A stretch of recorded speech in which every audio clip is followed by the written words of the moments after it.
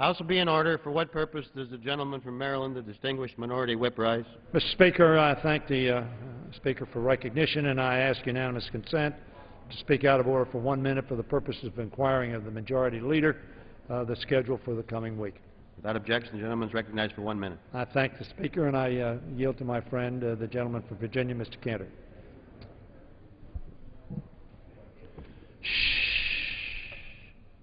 Mr. Speaker, I thank the gentleman from Maryland, the Democratic whip, for yielding. On Monday, the House will meet at noon for morning hour and 2 p.m. for legislative business, with votes postponed until 6:30 p.m. On Tuesday, the House will meet at 10 a.m. for morning hour debate and noon for legislative business. The House will recess no later than 5 p.m. to allow a security sweep of the House chamber prior to the President's State of the Union address. The House will meet again at approximately 8:35 p.m. in a joint session with the Senate for the purpose of receiving an address from the President of the United States. On Wednesday, the House will meet at 10 a.m. for legislative business. During the week, the House will consider at least one bill under suspension of the rules, which will be announced by close of business tomorrow. In addition, we will consider H.Res. 38, a resolution reducing non-security spending to fiscal year 2008 levels or less, and a bill of the public's choosing via the UCUT program to reduce federal spending in the deficit by terminating taxpayer financing of presidential election campaigns and party conventions, saving taxpayers $520 million in mandatory spending, according to CBO's estimate last year. Mr. Speaker, I yield back. I thank the gentleman for informing us of the schedule for the week to come. I want to thank at the outset not only the gentleman but the Speaker as well for the respect and consideration they have given during this current tragic situation that confronted us in Tucson and the critical injury sustained by our colleague Gabby Giffords. I want to thank Mr. Cantor in particular for his very strong statement, as well as the Speaker's very strong statement that an attack on any individual who serves is an attack on all of us, irrespective of party or philosophy. And I think that we all have raised prayers for the victims who lost their lives, their families, prayers for those who are either in the process of recovering or now out of danger, and of course for our beloved colleague, Congresswoman Giffords, as well. So I want to thank the gentleman for his leadership and the Speaker's leadership in joining with our leader and myself in leading the House in what I thought was a very appropriate and united response to that tragedy.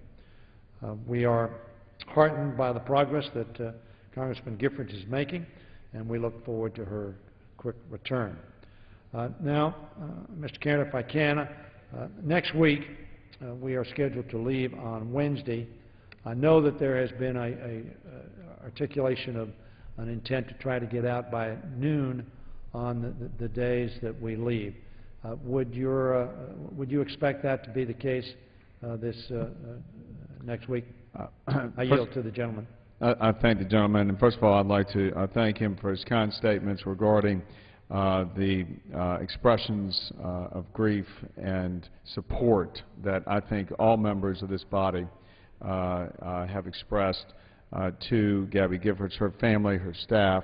Our thoughts and prayers remain with all of them, and certainly to the victims and their family, in hopes that they all know that we are thinking of them. Mr. Speaker, as far as the schedule is concerned, if you recall, the commitment on our schedule was the last day that we are here, the finishing time would be 3 p.m. on the last day we're here. And we specifically had indicated that January is going to be a little different and an exception due to the organizing processes, State of the Union, etc. So the expectation is to begin that in February, as was originally expressed, although we do intend to try and be as expeditious as possible on Wednesday. The exact timing of our departure and finishing up depends on the actual rule coming from the Rules Committee, including the amendment and debate to structure for the Presidential Election Fund bill. And so we expect an announcement by the Rules Committee Chairman later today on that. And I yield back. I thank the gentleman for his comment. Given that response, can I ask the gentleman, would he expect there to be an open rule with reference to that bill? And I yield to my friend.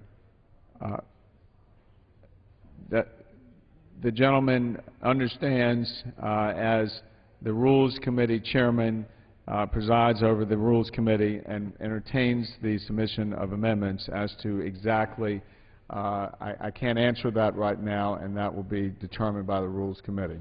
Not only do I recall that as being a fact, I also recall it as an answer that I used to give the gentleman on a regular basis. And I thank the gentleman for his response, but I'm certainly hopeful, as he was hopeful, but given the representations of transparency and openness that there would be opportunities to amend. I know that Mr. Van Hollen spoke to that in the Rules Committee, and I would hope that we could see that policy, which has been expressed by your side, pursued in this instance as well as future instances, and I thank the gentleman for his response. Let me ask the gentleman, there was some criticism raised when we passed a budget enforcement resolution that we hadn't passed a full budget.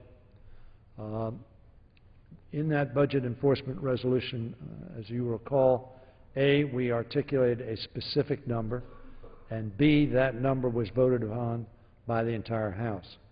It's my understanding that the proposition that will be put before the House next week will provide and give unilateral authority to the chairman of the Budget Committee to set a number, that number will not be voted upon by the House pursuant to the authority granted in that resolution. Is that an accurate reading of that resolution? I yield to my friend.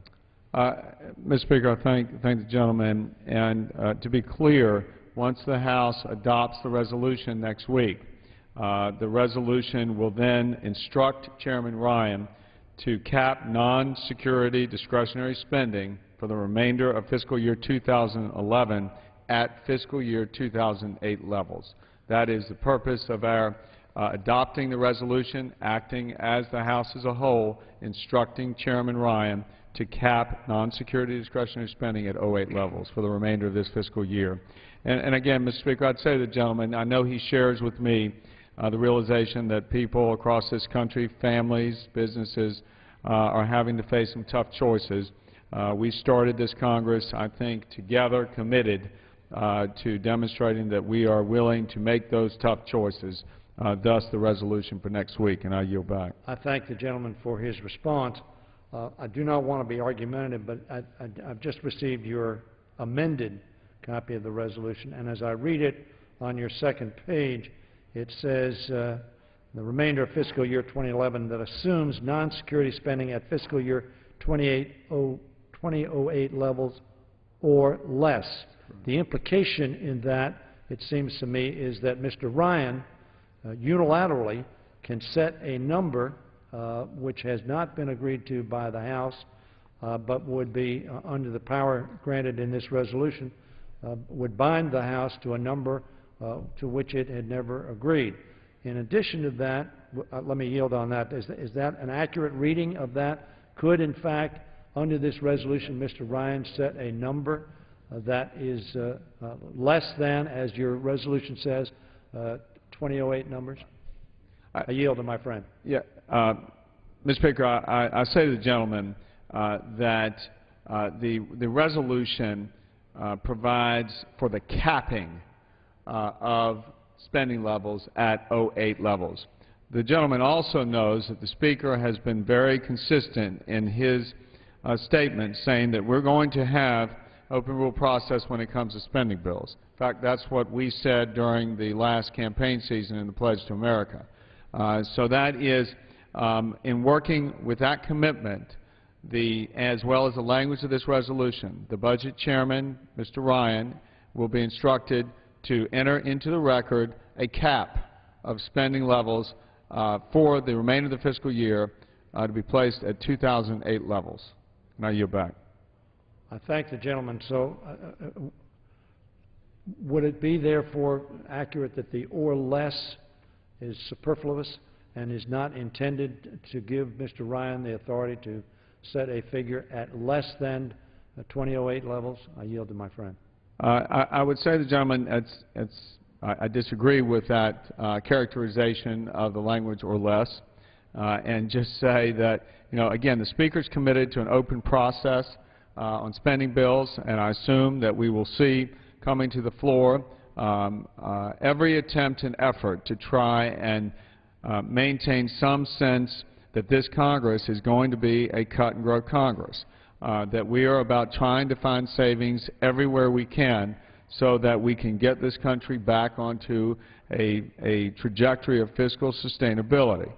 So I say to the gentleman, no, this is not something that we intend to be meaningless, that we are serious. The cap is consistent with our commitment to the people of this country that the levels of spending for the remainder of the fiscal year will not exceed 2008. It is our hope that we can continue to find additional savings so that, yes, we could even find ourselves below 2008 levels. But the cap is 2008 levels, and I yield back. I thank the gentleman for yielding. The point that I'm trying to make, perhaps not as clearly as I need to make, is that what we are in that resolution giving is to one person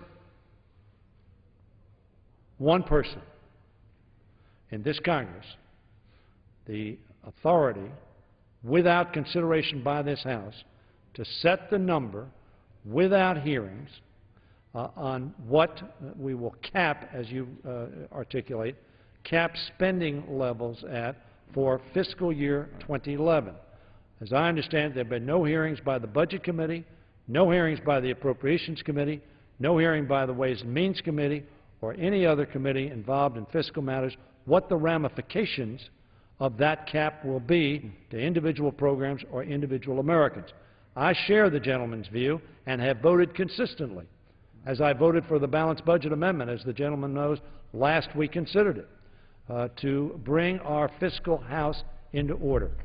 I think neither party can necessarily take sole responsibility for doing so or not doing so when it comes to fiscal balance. But I do tell my friend that with respect to transparency and openness and to inclusion of all the members of the body, it is, I think, not consistent with that objective to give to one person, however brilliant that person would be, is, and I happen to have great respect, as the gentleman knows, and have said so publicly in the press, for Mr. Ryan, who I think is a very positive, effective, and important member of this body. But I'm not forgiving any one person in this body the authority to unilaterally set the number at which we will fund America's government for the next 7 months. And I yield back to my friend to see if he might have a response to that, because in his responses to me, I understand the cap, but at any number below that, at 2007, 2006, 2005 levels, it seems to me this resolution authorizes Mr. Ryan to set such figures as he unilaterally determines is an appropriate figure. In his mind, that may be an appropriate figure, but it is not necessarily the same figure that this body, voting in a transparent, open way, might select. I yield back to my friend. Mr. Speaker, I'll just respond to the gentleman by saying we are in the position we're in because the majority that he participated in last Congress failed to live up to its obligation in passing a budget and in even passing any appropriations bills short of a continuing resolution. That's why we're here today, is because there is a mess that's been created from the last majority, and we're trying to clean that up. Now, we have committed to a transparent and open process, and I've said to the gentleman that when the CR comes to the floor, we will see members on both sides of the aisle have an opportunity to amend the continuing resolution according to the way they think that we ought to be saving taxpayer dollars. So again, I disagree with the gentleman's assertion that somehow there is a lack of transparency here. We have said all along the cap on our spending will be 2008 levels for the remainder of the fiscal year. if this House works its will, and if members on either side are able to gain a majority of votes in this House to achieve even more spending below the 2008 levels, then that will be the will of this House. And so, again, the gentleman understands well why we are where we are, and we look forward to working together to go and produce a spending resolution here that begins to address the mess that was left before. And I yield back. I thank the gentleman for yielding. Let me ask the gentleman, will we know, is the gentleman representing to me that this resolution will in fact result in 2008 levels of expenditure so that members who are being asked to vote on this will have a certitude of the number on which they are voting? That's my only question, so that they will know on what authorization they are giving, what budget direction they are giving to the members of the Appropriations Committee. The budget, I thank the gentleman. The budget directive is 2008 levels or less. As the gentleman well knows, the intention is to allow the budget committee, the Appropriations Committee to do its work, to report a bill to the floor, resolution to the floor. The body will work its will according to the insistence of the majority and the Speaker that we have an open process on spending bills. It is our hope that we can work to achieve even greater savings for the taxpayers of this country. I yield back. I understand that, and I thank the gentleman. I know that he has indicated that we're going to be considering what I believe to be a $52 million cut. That's important money. To reach your $100 billion, however, if you do it at that level per week, of course, you will take approximately 50 years to get to $100 billion if we consider one every week that we're in session. My presumption is that you will be informing us of those opportunities to cut as well, giving us opportunities on our side. There may well be members on our side who want to join in making sure that we spend our money as effectively and efficiently as possible. But we also know, and the commissions that have reported know, that while these types of expenditures are important to review, and I don't know that there have been any hearings on this U-cut. I know that this has been in response to the web page question that you have propounded to people. I don't know how many responses you've received to that, but are you intending to have hearings in relevant committees on future propositions to cut? I yield to the gentleman. I'd say, Mr. Speaker, I'd say to the gentleman, first of all, as far as the $520 million, not $52 million, is concerned, as he knows that it is mandatory spending, that is not discretionary spending, and would be different and apart from the commitment that we just spoke about at 08 levels. I would also say to the gentleman, we'll be glad to have hearings once committees are organized. As the gentleman knows, this has been a little bit slow and upstart, just given the transition of leadership, etc. But we are waiting for your side in some instances. And hear that from committee chairman things are working well. So we hope that committees will be up and organized to have hearings. In order for us to deliver on our commitment that we are going to bring up a spending cut bill every week, this body will be considering a bill providing for cutting the presidential election fund that has been in existence for some time. As the gentleman well knows, this tends to be of some controversy in some quarters. There are those who believe that this is an attempt to drive this country towards a public finance system for campaigns. Obviously, there are those in this country who believe that's what should happen. But knowing full well the controversy, I'm sure we'll have a robust debate. And I am looking forward, Mr. Speaker, to as many cuts to this fund as the gentleman's side may offer, and look forward to a robust debate on the issue. And I yield back. I thank the gentleman. Let me ask again, because does the gentleman intend, once the committees are up and running. I understand in the transition it takes some time, that the cuts that you are going to propose on a weekly basis will have been subjected to committee oversight and hearings, with the public having an opportunity to testify on the consequences of those cuts. I yield to my friend. I say to the Speaker, Mr. Speaker, I say to the gentleman again, yes, it is our intention to have as full and open debate on all of these issues. As the gentleman recalls, this process began last June or spring or so, that we said we were going to redirect the focus to make sure that we are in line with the will of the people, and that is trying to do everything we can to remind all of us the import of cutting spending, and therefore this process begins. But yes, to the gentleman's question about hearings, we welcome that and would expect that. Good. I appreciate that response. Lastly, I ask my friend, one of the significant issues that will be confronting us in the coming months will be the extension of the debt limit to ensure that America continues to pay the bills that it has incurred and therefore maintain fiscal stability not only in this country but throughout the world.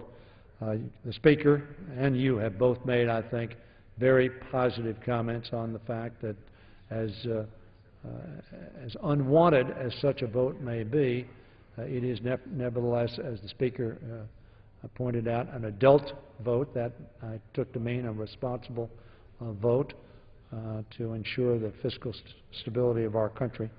Does the gentleman anticipate a clean up or down vote on that issue when it becomes timely to vote on that issue sometime in March or April? And I yield to my friend. Mr. Speaker, I thank the gentleman, and I would begin by saying to the gentleman, as he knows, it's unclear when the federal government will actually hit the debt ceiling, and we will be closely monitoring that date. But before we reach that date, it is very, very important that we prove that this Congress is willing to cut spending, and the House, as the discussion today indicates, will be taking those necessary steps each week that we are here leading up to an eventual vote. And in fact, I would call on the leader on the other side of the Capitol, Mr. Reid, to follow suit. The continuing resolution vote gives us the first opportunity, real opportunity, to demonstrate our commitment to cutting spending. The debt limit will be another opportunity for this Congress to cut spending. And as I think the gentleman knows, I have said repeatedly that we will not accept an increase in the debt limit without serious spending cuts and reforms. And I look forward to joining with the gentleman in debate on this House floor. Hopefully we can have the Senate join us as well as the President towards that end. I yield back. I thank the gentleman. It's my understanding from the gentleman's response that if, in the eyes of you or Mr. Boehner or your side of the aisle, that serious spending cuts have not been affected, that you would oppose the extension of the debt limit. Is that what I hear you saying? I yield back. I'd say to the gentleman I'd say to the gentleman this. We have been charged with an obligation by the people of this country to get our fiscal house in order. We intend to be very deliberate and focused on cutting spending while making sure we're doing all we can to grow the economy and the private sector jobs. And it is our intent to prove that this House and this Congress, hopefully, Leader Reid will follow suit, that we'll deliver on that commitment. The public, as the gentleman knows all too well, is tired of business as usual. They don't want to see this country to continue to incur debt as it has in the past without some indication that things are changing, without some indication that serious spending cuts have been implemented and reforms effected, and that would be our intent. I yield back. I thank the gentleman for that response, but I hate to keep pressing him. If his hopes are not realized, and I don't know the answer as to whether they will be, but at some point in time we'll be confronted with an alternative. Whatever the facts may be with respect to what we're able to pass through this House, the Senate, signed by the President, we will be confronted with the consequences of our past behavior. And I underline our, O-U-R. spending that we have incurred. And I don't want to go through the tired debate that you and I always go through, so I won't do it. But we will be confronted with, as the Speaker says, an adult moment as to whether or not we will, in light of the consequences of past behavior, take actions necessary to preclude America from defaulting on its debts. And I simply ask the gentleman, will we have the opportunity to have an up or down vote on that issue under the circumstances where we have reached, as the gentleman points out, we don't know the exact date, the extent of present authority. I'd say to the gentleman, Mr. Speaker, that the vote on the debt limit comes within the context of our demonstrating a commitment to cut spending, to effect reforms, and the President, as well as the gentleman's side here in this House, has said both that they would like to see and join us in cutting spending. This debt limit vote comes in the context of all that we're going to be able to do over the next several months, and we've got to be demonstrating that, or frankly, the public will not want us to accept any notion that we're going to continue business as usual unless we've demonstrated that things are changing. And that's why I continue to say to the gentleman, we will not accept an increase in the debt limit without serious spending cuts and reforms. I yield back. I thank the gentleman, and I yield back the balance of my time. Ms. Back, the Majority Leader. For what purpose does the Majority Leader rise? Mr. Speaker, I ask unanimous consent that when the House adjourns today, it adjourn to meet at noon on Monday next for morning hour debate and 2 p.m. for legislative business. Without objection, the Majority Leader. Mr. Speaker, I send to the desk a privileged concurrent resolution and ask for its immediate consideration. Clerk will report the resolution.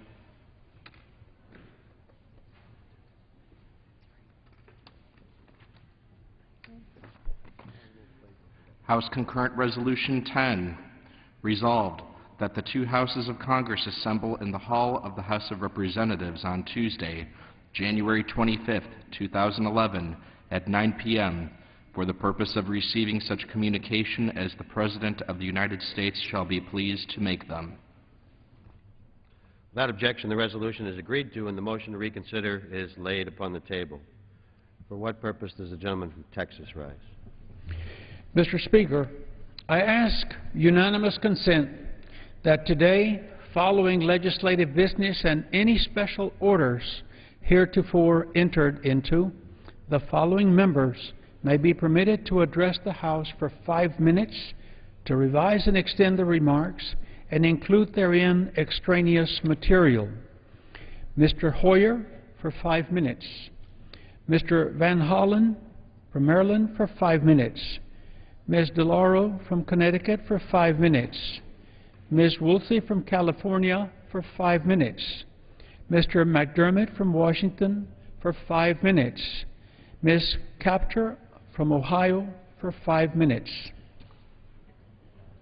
Without objection. For what purpose does the gentleman from Michigan, Mr. Kildee, rise?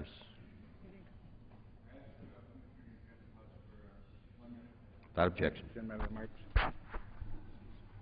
Mr. Speaker, today we will be saying farewell to the pages who have served this House so well. They're standing in back of the chambers here now, and we wish to thank you for your service. I've been on the page board for about 30 years. Speaker Tip O'Neill appointed me to that board, and this has been a tremendous group of pages. You've worked hard, you've worked well, and you've worked honorably.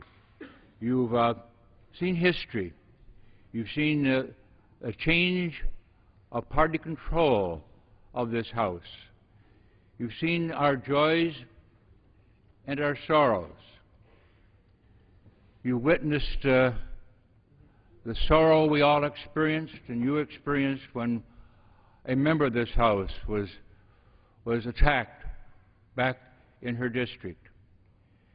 There's a program called Close Up, where people come to Washington, people your age, to observe the Congress.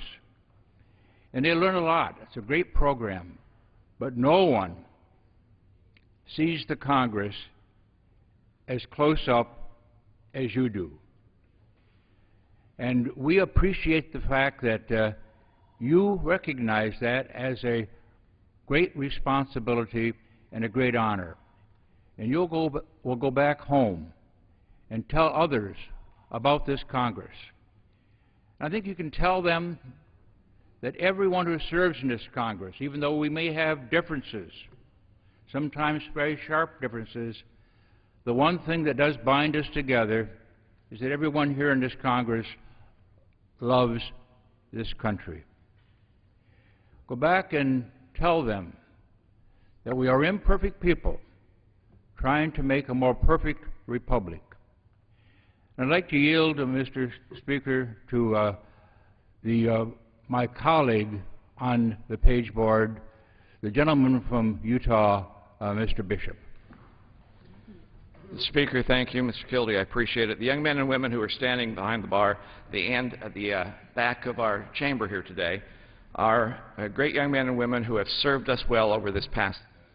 We appreciate you. Both Ms. Keating and Ms. Sampson have said this is probably the best behaved group of pages we've ever had. I don't know if you want to take it further than that, but you have done a great job and we appreciate you. Mr. Speaker, I ask unanimous consent to have placed in the record the names of those pages who have served us for this last semester, the fall class of 2010. Without objection, so ordered. Thank you. And I yield back. The gentleman from Michigan. Thank you very much, and I want to thank Mr. Bishop and Ms. Fox also served on this committee. We have enjoyed our work, and you've made our work very enjoyable. And Mr. Speaker, I yield back the balance of my time. The gentleman yields back. For what purpose does the gentleman from Texas seek recognition? I can have my 5 minutes at this time. The gentleman will suspend. The chair will entertain 1-minute speeches. For what purpose is the gentleman from Rhode Island approach? Without objection, the gentleman is recognized. Thank you, Mr. Speaker. I rise today to express my thoughts and prayers to the people of Columbia in light of the devastating flooding, heavy rain, and destructive landslides that even as I speak continue to ravage that country. This natural disaster, ongoing for several months now, has taken more than 300 lives and damaged or destroyed more than 2,000 homes. In total, more than 2 million victims have been affected by the flooding, and some reports are calling this the worst natural disaster in Columbia's history. My district in northern Rhode Island is home to many wonderful Colombian families. In fact, Colombians make up the 4th largest Latino group in Rhode Island, most of whom have loved ones in the affected areas of their native country. So on behalf of the people of the 1st District of Rhode Island, I would like to express my sympathies to all those who have been affected by this devastating flooding. We remember those who have died and express our sympathies to those who have lost loved ones, been injured, or lost their homes as a result of this destruction. I express my wishes for a rapid reconstruction of the damaged areas and return to safety for the families affected by this tragic natural disaster. I yield back the balance of my time. The gentleman yields back. Are there further 1-minute requests?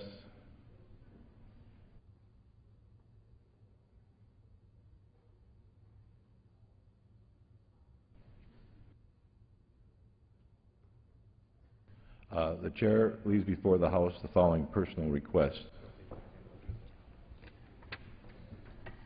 Leave of absence requested for Mr. Ruppersberger of Maryland for today. Without objection, the request is granted.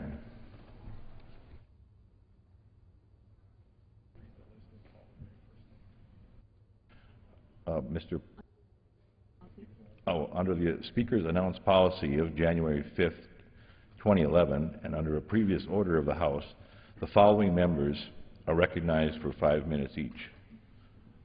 Mr. Poe from Texas.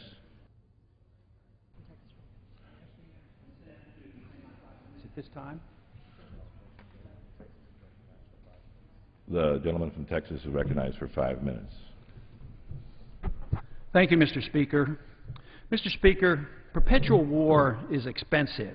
We've been militarily involved in the Persian Gulf region now for 20 years.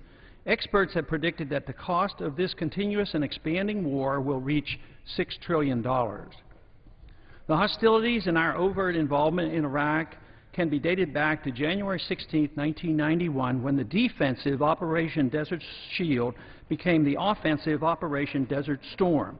Though the end of the Persian Gulf War was declared on April 6, 1991 with a U.S. military victory, the 20-year war was just beginning.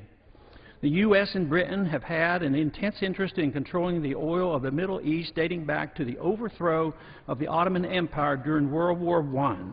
This interest expanded during World War II with FDR's promise to protect the puppet governments in the Persian Gulf region, especially Saudi Arabia. Though this arrangement never sat well with the citizens in the region, a fairly decent relationship remained between the Arab people and the American public. But animosity continued to build with our ever-present military involvement in Iraq. Our military assistance to the Mujahideen in the 1980s, now the Taliban, helped the Muslim defenders, one of whom was Osama bin Laden, oust the Soviets from Afghanistan. At that time, we were still not seen as occupiers, and the radical Muslims, encouraged by the U.S., were expected to direct all their efforts toward the communist threat. That all changed with the breakup of the Soviet system and the end of the Cold War, when, as the lone superpower left standing, we named ourselves the world policeman. It was then that the resentment by Arabs and Muslims became directed toward the United States, now seen as an invader and occupier.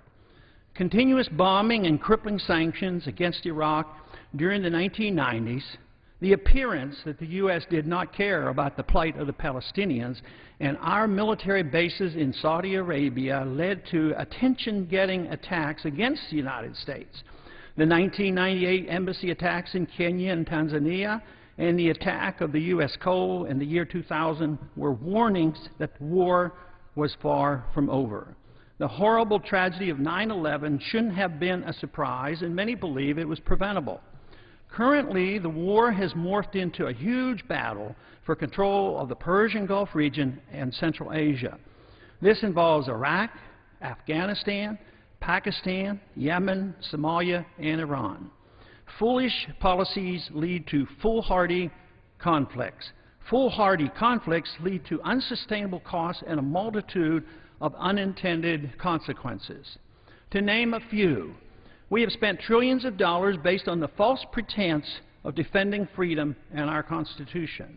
The notion has been further solidified that war no longer needs to be declared by Congress and can be pursued as a prerogative of the President.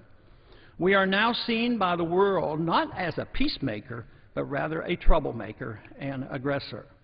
Thousands of American service members have been killed and tens of thousands wounded, with a sharp increase in service-connected suicides.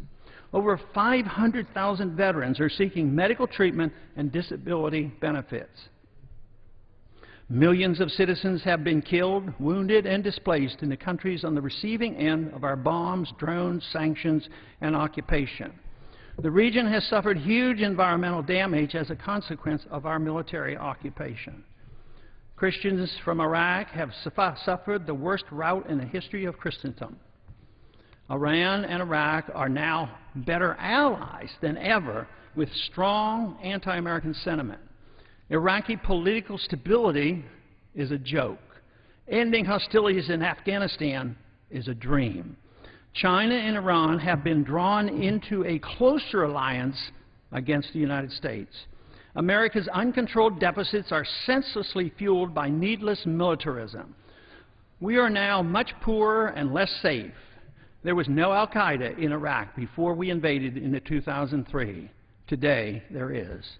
No weapons of mass destruction were ever found in Iraq. War always leads to government growth and the sacrifice of civil liberties. In the past 10 years, this has been particularly costly to us, with the acceptance of military tribunals, torture, assassination, abuse of habeas corpus, and Patriot Act-type legislation. Senseless war and senseless destruction and death should not be rationalized as providing a great service in protecting our freedoms, our Constitution, or maintaining peace. The only value that can come of this is to recognize that our policies are flawed and they need to be changed. Without this, history will record that the sacrifices were all in vain. Mr. Harder of Maryland. Thank you, Mr. Speaker. I ask unanimous consent to revise and extend. Without objection. Mr. Speaker, I rise to honor a great American, my friend Sargent Shriver, a son of Maryland who passed away this week at the age of 95. He was a public servant who lived a full life dedicated to promoting justice and opportunity in America and indeed throughout the world.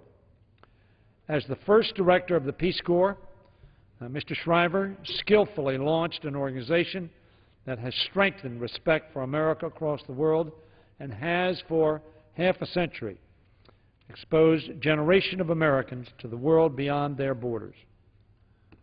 Sergeant Shriver also made his mark as the director of the important anti-poverty programs and as the leader of the Special Olympics movement, a movement that he joined his extraordinary bride, Eunice Kennedy Shriver, in heading.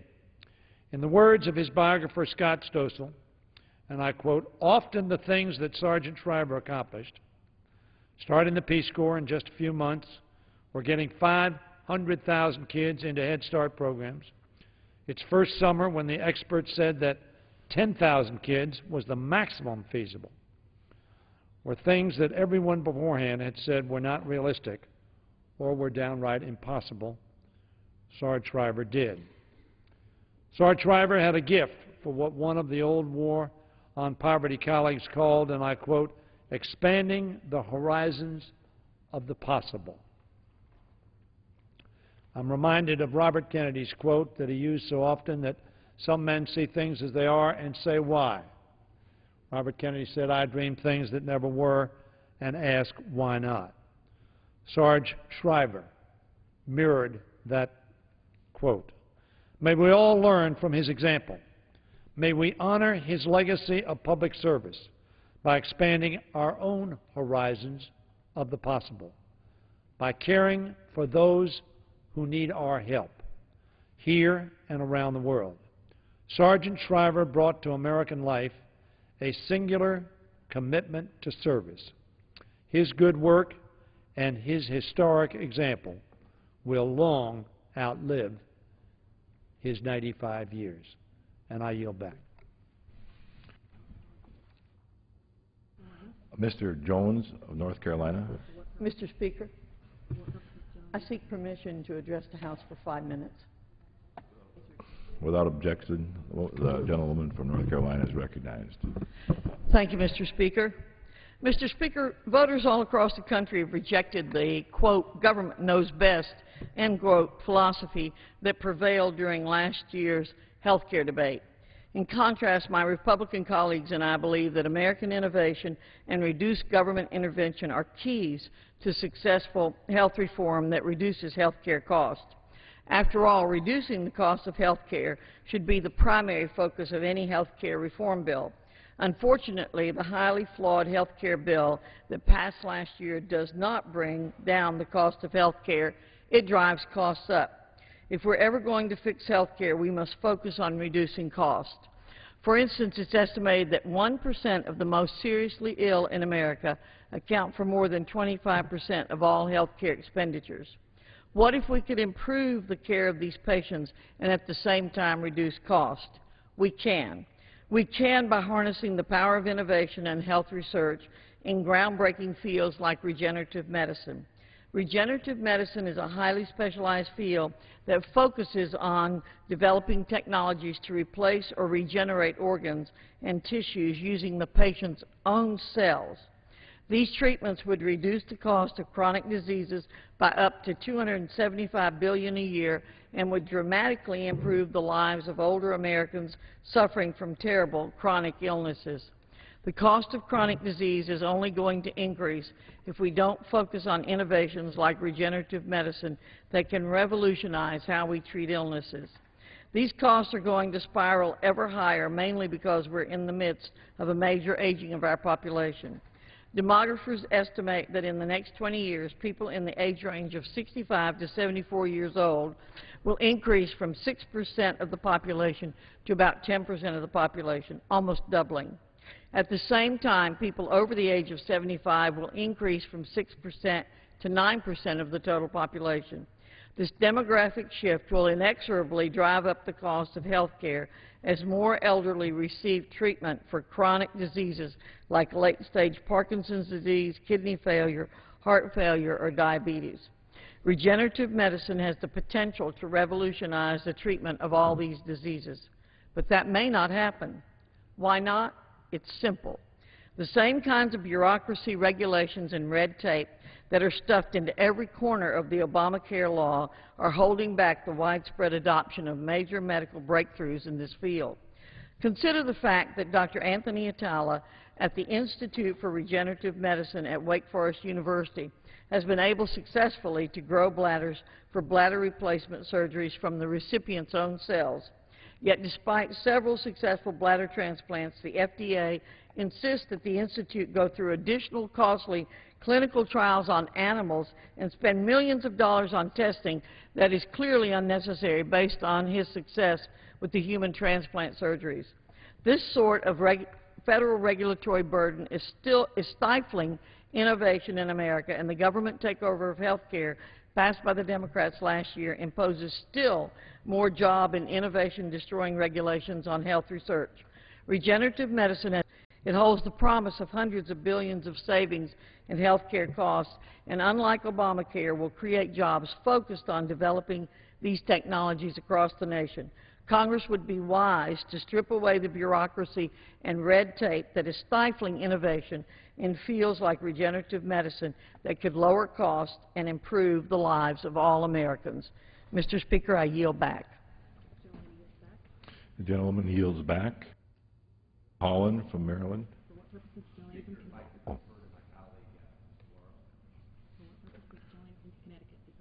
For what purpose does a gentleman from Connecticut seek recognition? Without objection? Thank you so much, and I thank the gentleman from Maryland. Recognized.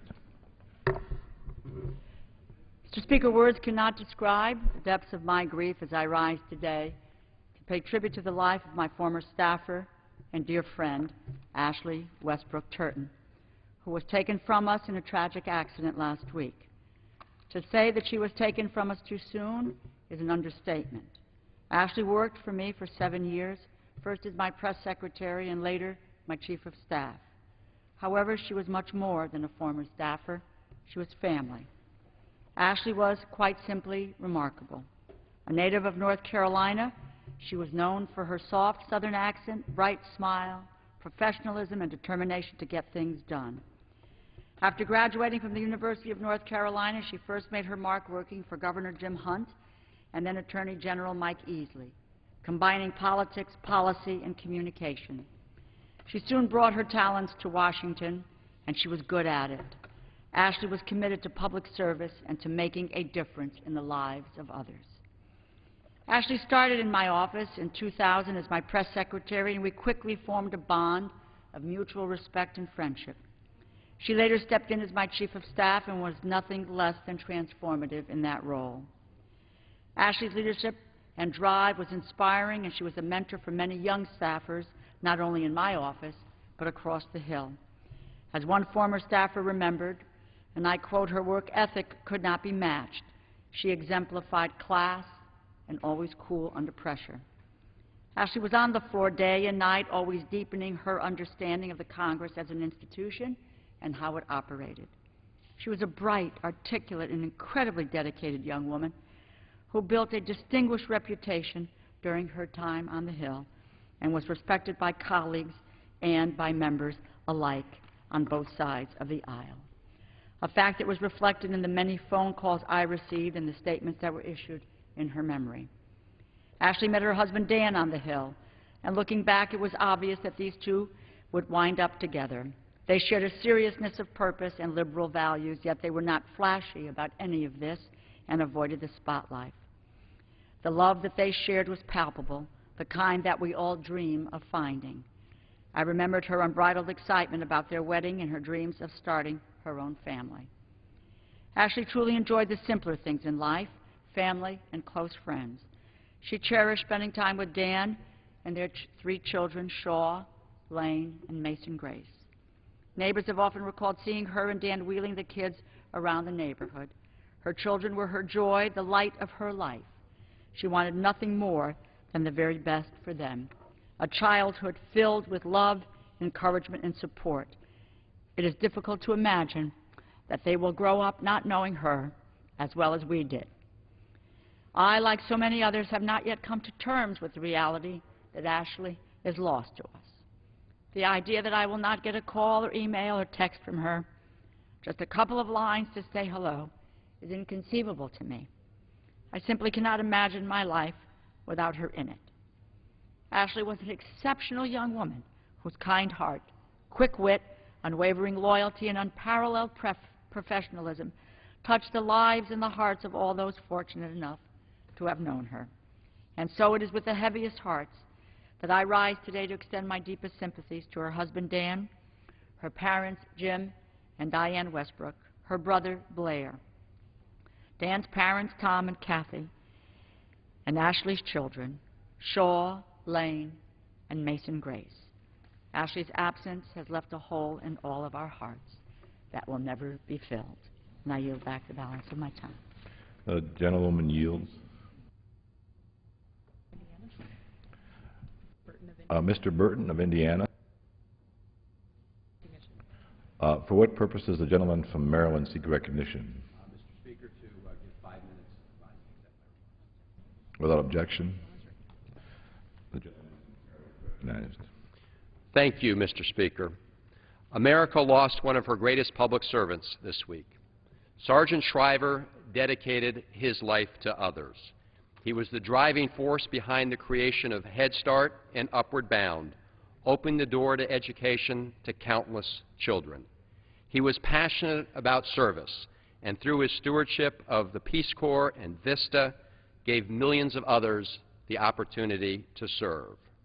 Sarge and his wife Eunice were visionary advocates for people with disabilities, and today the Special Olympics empowers young people with intellectual disabilities around the world. Sergeant Shriver's courage under fire earned him a Purple Heart for his service in the Navy during World War II. After directing the Peace Corps in the Kennedy administration and helping launch the War on Poverty in the Johnson administration, Sergeant Shriver applied his formidable talents to our foreign service as ambassador to France from 1968 to 1970. In 1994, President Clinton awarded Sergeant Shriver the Presidential Medal of Freedom, our nation's highest civilian honor. Despite all these acolytes and well-deserved recognition, those who knew Sergeant Shriver knew that he considered his work its own reward. His life was a tireless crusade for peace and justice, willing to lend a hand wherever one was needed, and building institutions that could carry his work into the future. When our deeds match our ideals, Sergeant Shriver would say, we will be living life as it ought to be lived. Sergeant Shriver lived life as it ought to be lived. I extend my deepest sympathies to his 5 children, Mark, Robert, Maria, Timothy, and Anthony, and to their families. I hope they are comforted by the thoughts and prayers of all those who knew, admired, or were helped by Sergeant Shriver. His legacy, the children given a head start, the volunteers whose lives were changed and who changed lives in their service around the globe, and the individuals with disabilities now treated with dignity and respect that they deserve. That legacy is with us today and will continue for years and decades and more to come. I yield back the balance of my time. The gentleman yields. Mr. Burton of Indiana. Ms. Woolsey of California.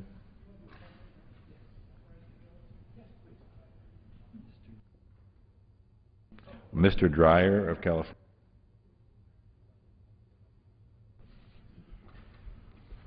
For what purpose does the gentleman from Virginia rise? Mr. Speaker, I ask unanimous consent to address the House for 5 minutes and to revise and extend my remarks. Without objection. Thank you, Mr. Speaker. The gentleman is recognized. Thank you, Mr. Speaker. Mr. Speaker, the repeal of the health care law and beginning the process of replacing it with market-oriented solutions that reduce health care costs are important steps in the right direction for the people of the 5th District of Virginia and for our nation as a whole.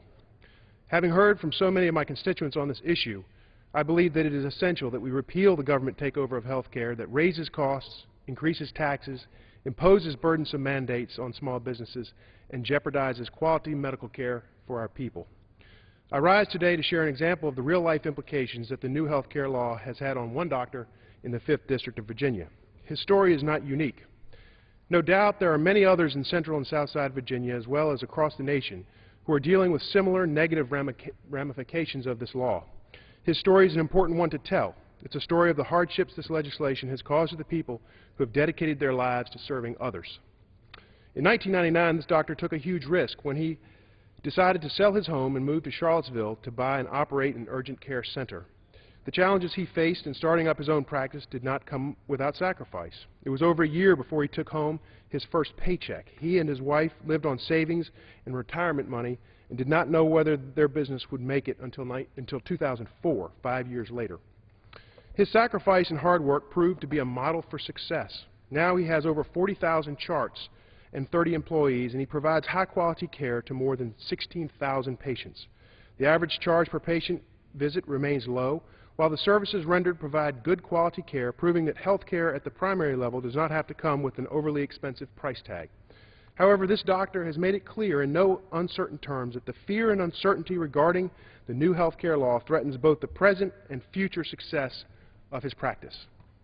Due to the tax hikes, added regulations and bureaucracy and overall government intrusion, the doctor is no longer sure he can afford to stay in business, which means over 16,000 patients in the area served by his practice may lose access to this reliable and affordable care. What a crushing blow to the innovators that are seeking new ways to provide quality medical care to their fellow man. What a crushing blow to the entrepreneurial spirit for those who are seeking to succeed, and what a crushing blow to the very spirit upon which our nation was founded. This is just one example of why it is critical and necessary to repeal the government takeover of health care, to ensure that doctors in the 5th District can keep their doors open and that the people of the 5th District of Virginia can continue to afford quality health care. It is critical that we find replacement measures that seek to truly keep costs low while removing the government from the patient-doctor relationship. We have a great deal of work ahead, Mr. Speaker, but I'm committed to continuing to find the health care solutions that are in the best interest of all Central and Southside Virginians. Thank you, Mr. Speaker. The gentleman yields back. Mr. McDermott of Washington. Ms. Capter of Ohio. Under the Speaker's announced policy of January 5th, 2011, the gentleman from Missouri, Mr. Aiken, is recognized for 60 minutes as the designee of the Majority Leader. Thank you, Mr. Speaker.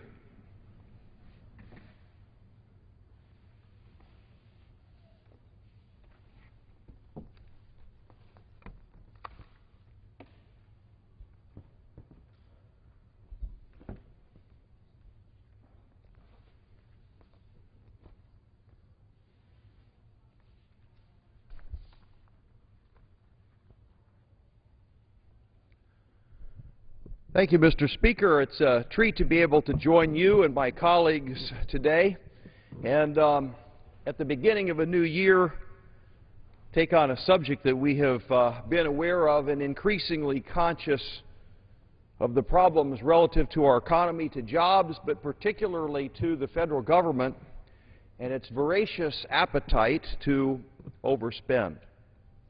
I'm joined by a number of distinguished colleagues today. I think it should be an interesting discussion. We're going to try to keep it simple and look at the big picture and look at the choices that America faces. Along those lines, here is sort of a by-the-numbers projection for this year, 2011. And you see two different sort of a bar graph, these tubes here. This top one is 3.834 trillion. That's 3.8 trillion And that's what it's expected that the federal government's going to spend, $3.8 trillion. The problem here is this other little thing here. This is the income projection. That's 2.6 if you round it trillion. So 2.6 versus 3.8, which you can tell by the length of them that we're spending more money than we're taking in. People that have tried to run a budget at home understand that's a very easy thing to have happen, to spend more money than what you have coming in. And the federal government has that problem, and it has it big time. In this case, the difference between the two is more than $1 trillion. And so that's what we're going to take a look at, and what can we do about it? Isn't so much a matter if you're a liberal or conservative, really. The fact is it's mathematics.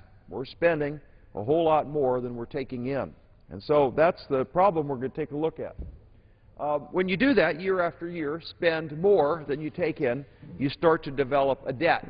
In our case, we've got a $14 trillion debt.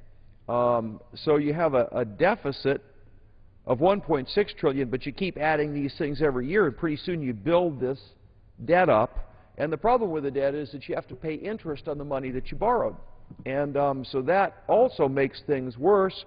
And so now you take a look at the fact that not only are we spending about a third more than what we have, but we've been doing a bad job of controlling our spending in the past, so we have also cranked up this debt. What the effect of that is that one of the things that comes as part of spending is your cost of the debt service. So the more that you borrow, the more you've got to pay interest on your debt, and therefore it just compounds the situation, making it worse. So that's the lineup. Now, so let's take a look at, well, where are we spending all this money?